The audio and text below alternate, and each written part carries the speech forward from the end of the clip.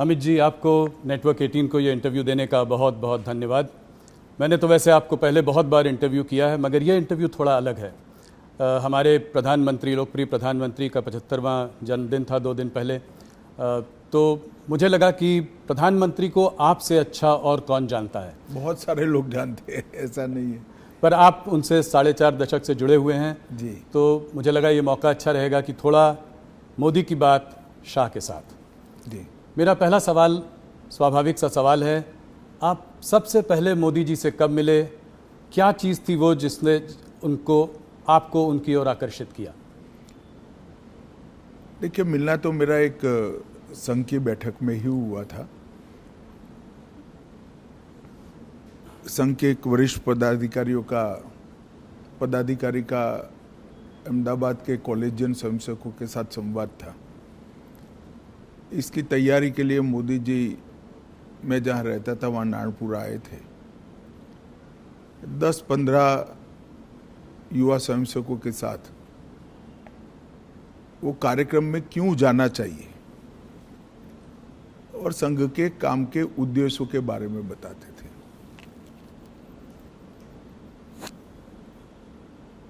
एक बिल्कुल अलग प्रकार से संघ के काम को मैंने उनसे सुना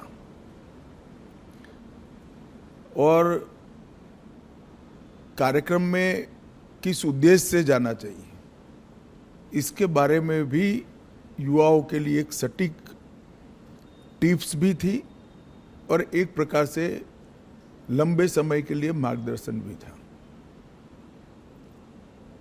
इतने छोटे से एक महानगर के 1000-1200 युवाओं के कार्यक्रम के लिए इतना बारीक प्लानिंग करना, ये बहुत बड़ी बात होती है। मैंने भी नीचे के स्तर पर काफ़ी काम किया है और वो ही बताता था, उस वक्त भी बताता था कि नरेंद्र भाई जो करते हैं वो मन से करते हैं और जो करते हैं वो अल्टीमेट उद्देश्य के साथ जुड़ा हुआ होता है और इसी के कारण बड़े बड़े परिणाम मिलते हैं।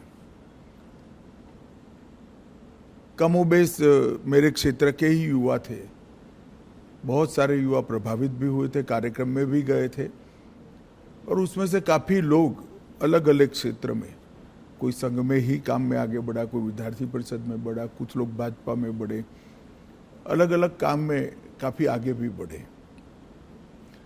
तो लोक संपर्क और लोक संग्रह, लोगों का संपर्क करना, लोगों को काम के साथ जोड़ना और संपर्क और संग्रह के माध्यम से अल्टीमेट गोल अचीव करना, जो लक्ष्य है उसकी प्राप्ति के लिए रास्ता बनाना,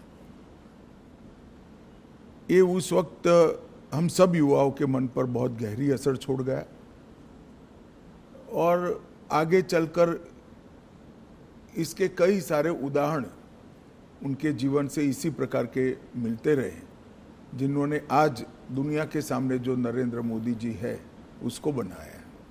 आपने प्लानिंग की बात करी तो 1995 तक भारतीय जनता पार्टी गुजरात में अपनी पूर्ण बहुमत के साथ कभी सरकार नहीं बनाई थी। उसके बाद लगातार आप लोग 7 चुनाव जीतते रहे। इसमें मोदी जी का क्या रोल रहा?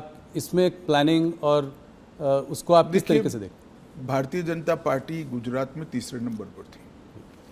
कांग्रेस, संस्था कांग्रेस से बनी जनता पार्टी और फिर भारतीय जनता पार्टी, और तीसरे नंबर पर भी हम 11 एमएलए के साथ थे। तो एक प्रकार से गुजरात में पूर्ण रूप से इतनी मजबूत सरकार बनना और इतने साल तक चलना, ये कल्पना करना भी बड़ा दुष्कर काम था। गुजरात में जब 2-3 साल लगातार अकाल पड़ा, तब पहली बार शहर के छोटे छोटे कार्यकर्ताओं को उन्होंने नेता बनाकर गांवों में न्याय यात्रा लेकर घुमाया। अकाल के लिए जहां राहत काम होते थे, जहां भ्रष्टाचार होता था, कांग्रेस की सरकार थी उस वक्त, उसको उजागर करना, न्याय यात्रा लेकर जाना। हर स्वयंसेवक, हर कार्यकर्ता लोगों के घरों से सुखड़ी, पुराने जूते, चना, ऐसी सूखी चीजें लेकर जाते थे जो अकाल के राहत काम में काम करते थे वो मजदूरों को पुराने जूते देते थे, चना सुखड़ी देते थे। एक प्रकार से उसी को मुद्दा बनाकर हमारे काम का विस्तार कैसे हो सकता है, लोगों का विश्वास पार्टी के प्रति, काम के प्रति बढ़े और पार्टी के कार्यकर्ता के मन में जो सुषुप्त संवेदना पड़ी है लोगों के प्रति, उसको जागरूक कर कर एक राजनीतिक उद्देश्य से आया हुआ कार्यकर्ता लोगों के प्रति संवेदनशील बनकर अपने जीवन को, उद्देश्य को बदल दे। ये दोनों काम वो न्याय यात्रा के माध्यम से हुए। दूसरा, मुझे पूरा देश का मैं दावे के साथ नहीं कह सकता हूं, मगर बाद में मैं अध्यक्ष के नाते पूरे देश का दौरा भी करा, तो कई प्रांतों में पुराने कामों की मेरी चर्चा हुई है। मैं इतना कह सकता हूं, कमोबेश किसी भी प्रांत में बूथ समिति को इंस्टीट्यूशनलाइज करने का काम नरेंद्र मोदी जी ने जब संगठन मंत्री थे तब किया था। पहली बार भाजपा की सदस्यता को बूथ के हिसाब से रजिस्टर में, उस वक्त कंप्यूटर वगैरह नहीं होते थे, हाथ पेन से रजिस्टर बनाए जाते थे, उसको सूचीबद्ध करना, इसकी सदस्यता का जो शुल्क आता है इसका हिसाब रखना और फिर उसका सत्यापन, ऑडिट भी करना, ये व्यवस्था बनाई गई। और मुझे बरोबर याद है, मैं उस वक्त उनके साथ ही दौरे करता था, मेरा हिसाब किताब का काम था और ऑडिट का काम था। लगभग गुजरात के 80% जिलों में बूथ समितियां, मंडल समितियां, जिला समितियां, इसका रिकॉर्ड बनना शुरू हुआ और वहीं से एक स्ट्रक्चर्ड ऑर्गेनाइजेशन के बेस की शुरुआत हुई। वो रजिस्टर के आधार पर कौन पार्टी छोड़ गया, कौन कितने लंबे समय तक काम किया, छोड़ गया तो क्यों छोड़ गया, ये सारी चीज़ों की समीक्षा भी होती थी, मीमांसा भी होती थी।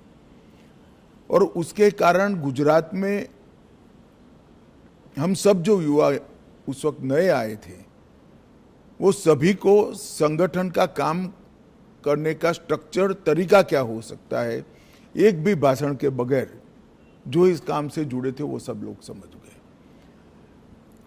तो आंदोलनों से पार्टी को खड़ा करना और आंदोलनों से बड़े हुए जनाधार को पार्टी के स्ट्रक्चर के ढांचे में ढाल देना, ये दोनों काम नरेंद्र मोदी जी जब संगठन का काम करते थे तब हुए और इसके कारण गुजरात प्रदेश भाजपा की एक मजबूत नींव पड़ गई।